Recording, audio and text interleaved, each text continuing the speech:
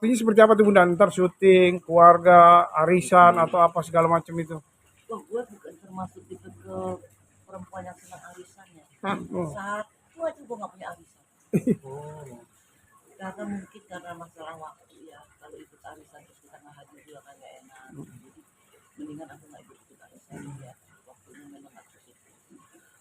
Waktu itu harus terbagi menjadi 3 bagian dalam satu hari. Pertama kita bagaimana bisa membagi waktu untuk ibadah, bagi waktu untuk istirahat, bagi waktu untuk kerja. Karena ketiga-tiganya ini memang penting dalam kita menjalankan kehidupan. Iya. Ya harus bisa menjaga keseimbangan itu harus bisa. Kalau dilihat dari kesibukan sendiri itu kadang-kadang kita merasakan 24 jam aja kurang ya. Tapi kita diingatkan kembali sama Allah tetap harus punya waktu untuk istirahat. Ya aku coba untuk semaksimal mungkin. Memang sekarang ini boleh dibilang waktunya terbagi-bagi antara Jakarta dan Bali, antara Bali dan Jakarta.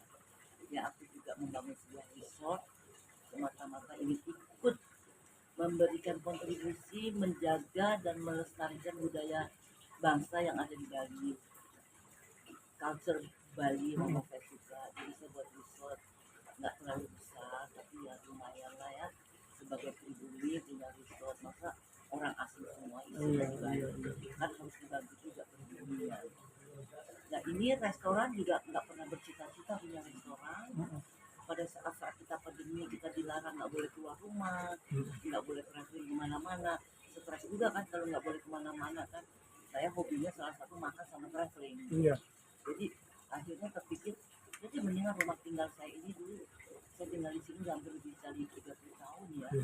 Terus saya coba bikin aja, tinggal ditambahkan kayu-kayu dengan ornamen kayu karena memang saya suka unsur kayu. Jadilah restoran ini gitu kan. Nah pada saat pandemi itu kan memang banyak pegawai-pegawai yang di PHK kan, yang diberhentikan gitu. Nah, ngobrol-ngobrol ya ketemu jodohnya lah akhirnya saya bisa spesialis makanan-makanan Nusantara. Itu satu, karena saya penggemar sate. Dan jangan salah di restoran saya ini satunya sate domba. Karena menurut hemat saya daging domba itu dikenal juga di Australia, dikenal juga di Arab, mereka lebih senang domba karena kadar kolesterolnya tuh kecil gitu dibandingkan ayam dan dibandingkan daging-daging yang lain. Jadi sebenarnya domba itu lebih sehat lah dibandingkan yang lain. Cuman juga jangan berlebihan. Makanan apapun kalau kita berlebihan itu kan juga nggak baik ya. Rasulullah mengajarkan kita pada saat-saat kamu menikmati enaknya makanan, kamu harus bisa suka. Oke Bunda. Bun, ngomong-ngomong sudah berapa persen Bun resort yang di Bali? Apakah sudah jadi atau seperti apa? Untuk pribadi apa udah juga? berjalan 4 tahun. Oh, udah berjalan 4 tahun. Apalagi sekarang kan bahagia banget lagi high season ini kan, sama boleh dibilang sampai rezeki. Senang. Boleh dong kapan-kapan kesana. Wah, boleh banget, boleh banget, senang Bun. Iya boleh. Ayo ajak saya Bunda meni jalan-jalan ke diperuntukkan buat umum. Iya memang buat umum, memang dikomersilkan. Komersilkan. Iya. Tapi alhamdulillah mayoritasnya sih yang suka ke Bali itu justru dari Eropa. Oh, kalau berang Bunda, kenapa sih mempunyai cita-cita bisa dikatakan cita-cita itu membangun usaha seperti resort properti seperti itu? Ya, saya menjalankan kehidupan tuh mengalir begitu aja, tidak pernah ada dalam cita-cita. Bahkan mimpi juga enggak ya. Seperti saya terjun ke dunia film itu tidak pernah menjadi cita-cita saya terjun ke dunia film. Apa juga mimpi juga enggak, ya ngikutin aja jalannya. Bahwa kita tahu ada yang maha memimpin dalam kehidupan kita ini. Sejauh kita selalu konsisten menjaga koneksitas kita dengan Allah. Jadi saya mengikutin aja, tiba-tiba aja nggak sengaja bisa jadi restoran rumah tinggal, tiba-tiba nggak sengaja pengen punya resort gitu kan. Tadinya kepikir pengen punya kos-kosan, tapi kos-kosan itu kan Sudah banyak. capek juga ya kalau nggak dikontrol sendiri, salah-salah yang ngekos salah jalan kan yang narkoba lah. Wah betul. Gudang-gudang mungkin ini. Iya betul. Gitu. Saya nggak mau, saya takut. Jadi kalau resort itu kan sifatnya para pegawai itu punya edukasi hospitality yang cukup baik dan kita punya security yang cukup tepat.